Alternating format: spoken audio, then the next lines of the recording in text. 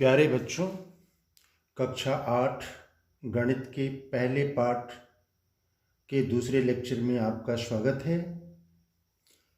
पहले लेक्चर में हम लोगों ने प्राकृतिक संख्याएं, पूर्ण संख्याएं, पूर्णांक और परिमेय संख्याओं की चर्चा की थी। तो फिर से एक बार हम इसका रिवीजन कर लेते हैं। प्राकृतिक संख्याएं क्या होती हैं? जो गिनती की संख्याएं होती हैं, जैसे 1, 2, 3, 4, 5, 6, डैश डैश डैश, ये जो समूह में संख्याएं लिखी हुई हैं, इन्हें हम प्राकृत संख्याएं कहते हैं। अब इन प्राकृत संख्याओं के समूह में अगर हम शून्य लिख दें तो जो समूह बनता है, जैसे 0, 1, 2, 3, 4, 5, डैश डैश डैश, तो इन संख्याओं के समूह को हम पूर्ण संख्याएं कहते हैं। अब पूर्ण संख्याओं के समूह में अगर प्राकृत संख्याओं के ऋणात्मक मान को लिख दें, यानी कि ये 0, 1, 2, 3, 4, डैश डैश डैश, इधर -1, -2, -3, ये पूर्णांक संख्याओं का समूह हो गया। पूर्णांक संख्याएं क्या होती हैं? पूर्ण संख्याओं के समूह में प्राकृत संख्याओं के ऋणात्मक मान को अगर हम लिखें तो ये पूरा समूह पूर्णांक संख्याओं का समूह कहलाता है। अब परिमेय संख्या के बारे में हमने बताया था कि अगर कोई दो पूर्णांक p और q हो, यानी कि इन पूर्णांक संख्याओं के समूह में से कोई भी दो पूर्णांक p और q हो और q क्या हो, q नॉट इक्वल टू 0 हो, तब p/q जो संख्या हमें प्राप्त होगी, इसको हम परिमेय संख्या कहते हैं। एक बार फिर से, यदि p और q दो पूर्णांक संख्याएं हों और q नॉट इक्वल टू 0 हो, यानी कि q 0 के बराबर न हो, तब ये p/q एक परिमेय संख्या कहलाएगी। अब इसके बाद हम लोग परिमेय संख्याओं के गुणधर्म का अध्ययन करेंगे। तो परिमेय संख्याओं के गुणधर्म में मुख्य रूप से ये पहला है समवृत्त, दूसरा है क्रम विनिमयता और तीसरा है साहचर्य या सहचारिता। तो सबसे पहले हम समवृत्त की चर्चा करेंगे। समवृत्त होता क्या चीज है? अगर किसी भी संख्याओं के समूह में से सबसे पहले हम प्राकृत संख्याओं को लेते हैं। प्राकृत संख्याएं क्या हैं? ये हैं 1, 2, 3, 4, 5, डैश डैश डैश। अब इन संख्याओं में से कोई दो संख्या हम लें, सपोज कर लें 1 2 है, फिर 1 5 है। अब इन 2 और 5 को जोड़ें तो 2 और 5 क्या मिलेगा? 7। अब यह 7 पुनः इस प्राकृत संख्याओं के समूह में आगे आएगा, 5 के बाद 6 आएगा, 6 के बाद 7 आएगा।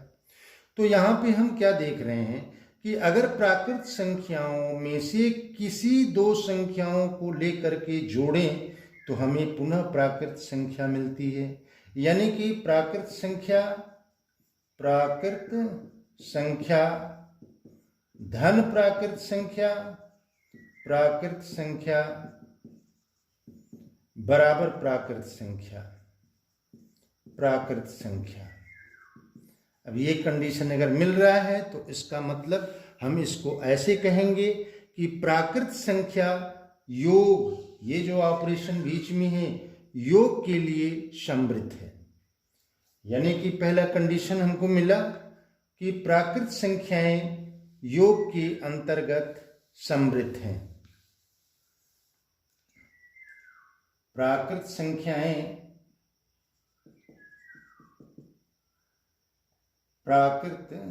पहला, ये प्राकृत संख्याएं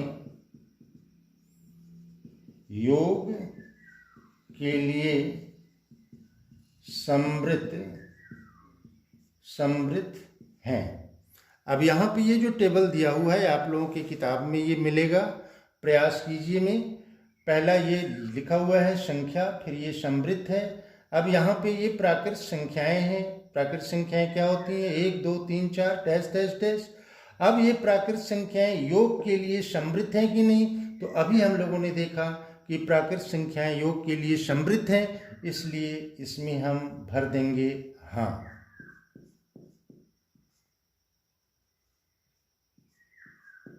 ठीक है। अब दूसरा नंबर योग के बाद से व्यवकलन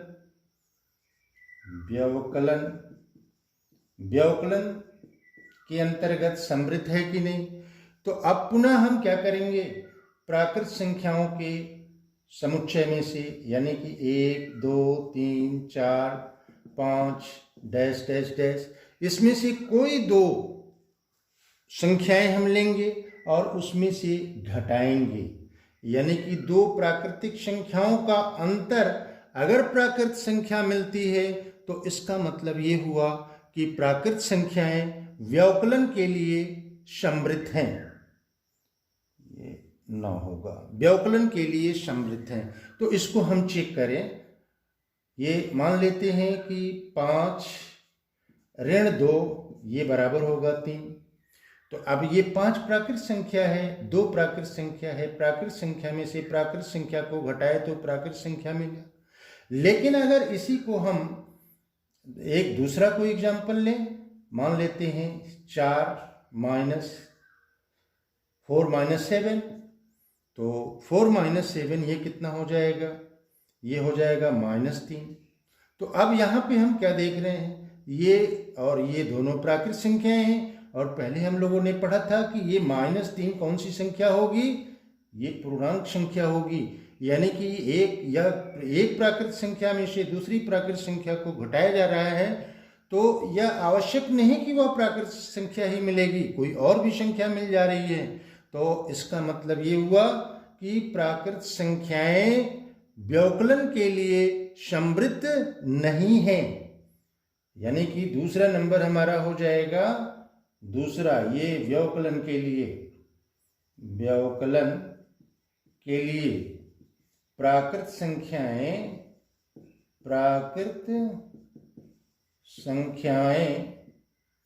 व्यवकलन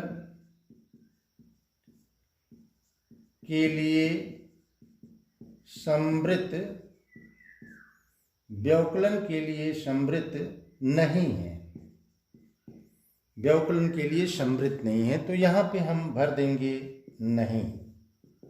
ठीक है। अब फिर अगला क्या चीज है? अगला जो ऑपरेशन है गुणन।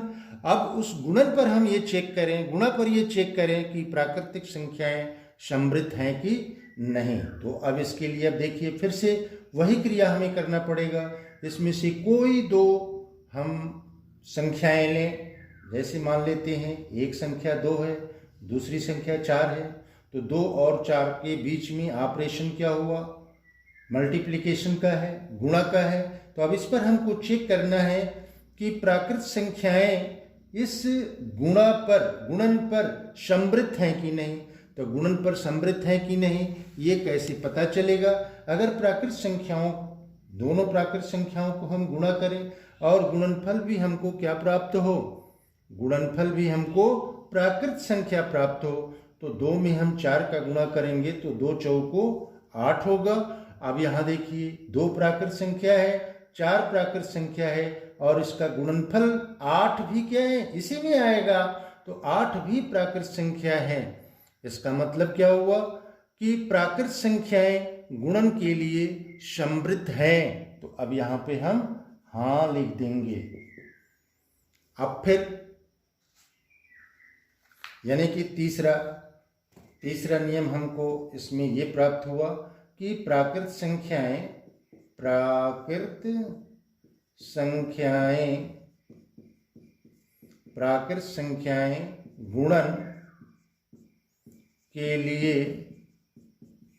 गुणन के लिए समृद्ध हैं। ठीक है। अब चौथा ऑपरेशन को हम लें। चौथा ऑपरेशन क्या है, चौथी संक्रिया क्या है, भाग। तो अब इसमें से पुनः हम दो कोई संख्या लें। सपोज कर लें 4 1 है, 4 में हम 5 का भाग करें, तो 4 में 5 का भाग करेंगे तो हमको क्या मिलेगा, 4/5। तो यहाँ पे हम देख रहे हैं कि एक प्राकृत संख्या में से दूसरी प्राकृत संख्या को हम भाग दे रहे हैं, तो हमें कौन सी संख्या प्राप्त हो रही है, 4/5, यानी कि परिमेय संख्या प्राप्त हो रही है। 4/5 परिमेय संख्या प्राप्त हो रही है। परिमेय संख्या हमने पीछे बताया था, परिमेय संख्या होता क्या चीज है कि अगर दो, यानी कि दो पूर्णांक संख्याएं हों और जो हर हो, हर में जो पूर्णांक लिखा हुआ हो वो 0 के बराबर नहीं है, तो इसका मतलब ये हुआ कि वह 4/5 क्या होगा, परिमेय संख्या होगा। तो हम कंक्लूजन हमको क्या मिल रहा है कि प्राकृत संख्या का प्राकृत संख्या में भाग देने पर यह कोई जरूरी नहीं है कि वो प्राकृत संख्या ही मिले, मिल भी सकती है और नहीं भी मिल सकती है। कैसे मिल सकती है, जैसे अगर हम 4/2 करें तो 4/2 क्या आ जाएगा, 2 आ जाएगा। तो इस कंडीशन में तो प्राकृत संख्या मिल रही है, लेकिन इस कंडीशन में प्राकृत संख्या नहीं मिल रही है। इसका मतलब क्या हुआ, इसका मतलब ये हुआ कि प्राकृत संख्याएं गुणन के लिए समृद्ध नहीं है। तो ये चौथा नंबर हो जाएगा कि प्राकृत संख्याएं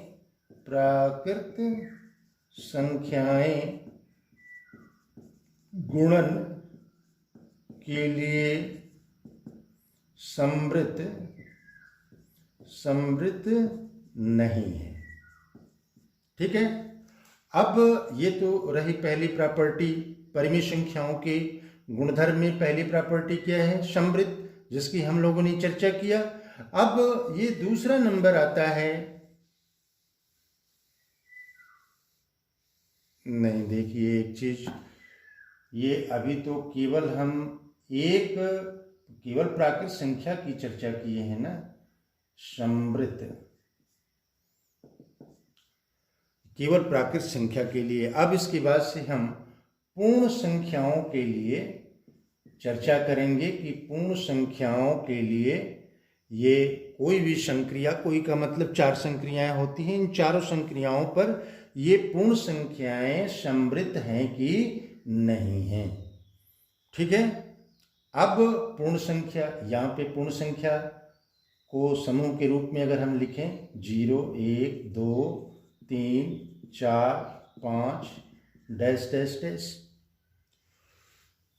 तो पहला, अब इस पूर्ण संख्या को हम ये चेक करेंगे कि यह पूर्ण संख्याएं योग के लिए समृद्ध हैं कि नहीं। योग के लिए समृद्ध होने का मतलब इसमें से कोई भी दो संख्याएं हम लें और उनको जोड़ें और जोड़ क्या मिले हमको, पुनः पूर्ण संख्या प्राप्त हो जाए, तब हम ये कहेंगे कि यह पूर्ण संख्याएं योग के लिए समृद्ध हैं। अब हम चेक करते हैं उदाहरण से। अब ले लें, सपोज कर लें 3, फिर +5, 3 + 5 बराबर कितना होगा, 8, फिर 0 + 3 बराबर 3, 1 + 9 बराबर 10। तो यहाँ हम क्या देख रहे हैं, 3 ये क्या है, पूर्ण संख्या है, ये भी पूर्ण संख्या है, दोनों पूर्ण संख्याओं को जोड़ रहे हैं तो हमको 8 मिल रहा है, और 8 यहाँ पे 5 ये है, डैश डैश का मतलब इसके बाद आगे संख्याएं हैं, 6 हैं, 7 हैं, 8 हैं, 9 हैं, 10 हैं, तो ये 8 क्या आ रहा है, इसमें आ रहा है। फिर इसी तरह से 0 और 3 है, तो 0 ये पूर्ण संख्या है, 3 भी पूर्ण संख्या है, दोनों का जोड़ भी पूर्ण संख्या हमें मिल रहा है। इसी तरह से 1 है, आगे 9 मिलेगा, जोड़ेंगे तो 10 आएगा, 10 20 में आएगा। तो यहाँ पे हम क्या देख रहे हैं, ये कि अगर कोई दो पूर्ण संख्याएं लें तो उनका योग भी पूर्ण संख्या प्राप्त हो रहा है। तब हम निष्कर्ष क्या निकालेंगे कि पूर्ण संख्याओं में योग के लिए पूर्ण संख्याएं योग के लिए समृद्ध हैं, पूर्ण संख्याएं योग के लिए समृद्ध हैं। तो अब यहाँ पे हम ये यहाँ हाँ लिख देंगे इस टेबल में, इस टेबल को हमको भरना है। तो ये पहला नंबर हो जाएगा कि पूर्ण संख्याएं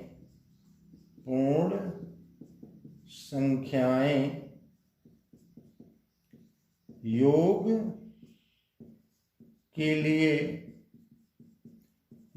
के लिए समृद्ध हैं।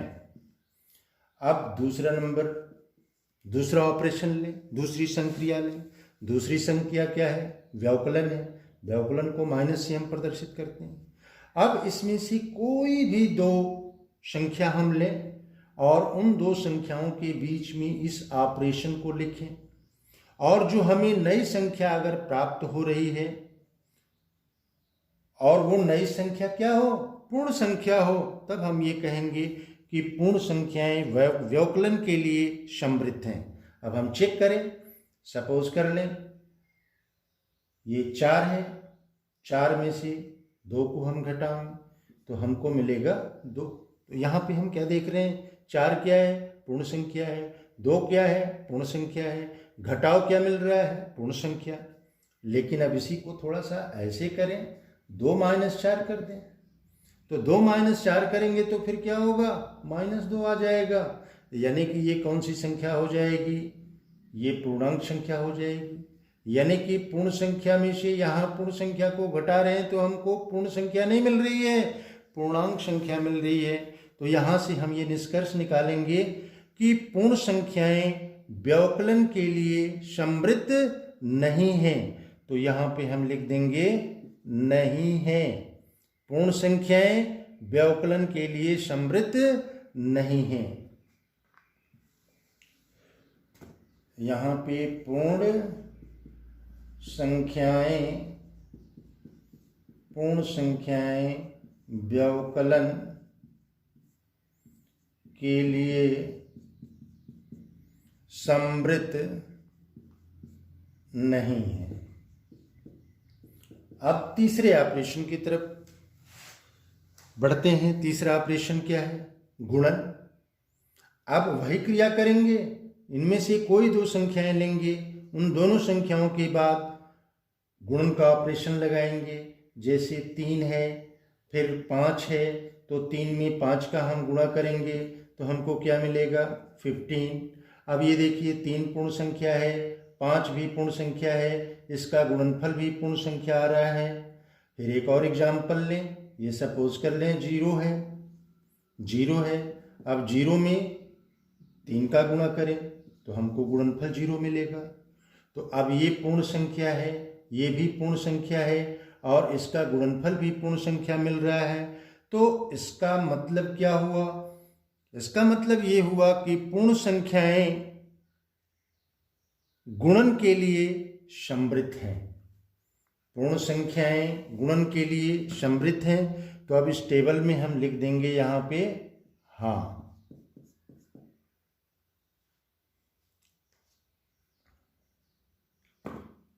पूर्ण संख्याएं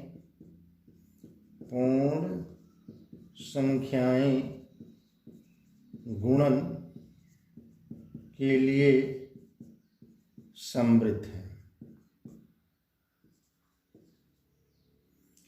चौथा नंबर कि पूर्ण संख्याएं भाग के लिए समृद्ध हैं कि नहीं। भाग यानी कि अब इन दो संख्याओं में से कोई भी संख्या हम लें। अब मान लेते हैं 4/2 है, तो 4/2 ये बराबर 2 आ जाएगा। 4 आपका पूर्ण संख्या है, 2 आपका पूर्ण संख्या है, और भागफल कितना आया? 2, ये भी पूर्ण संख्या है। लेकिन इसी को अगर हम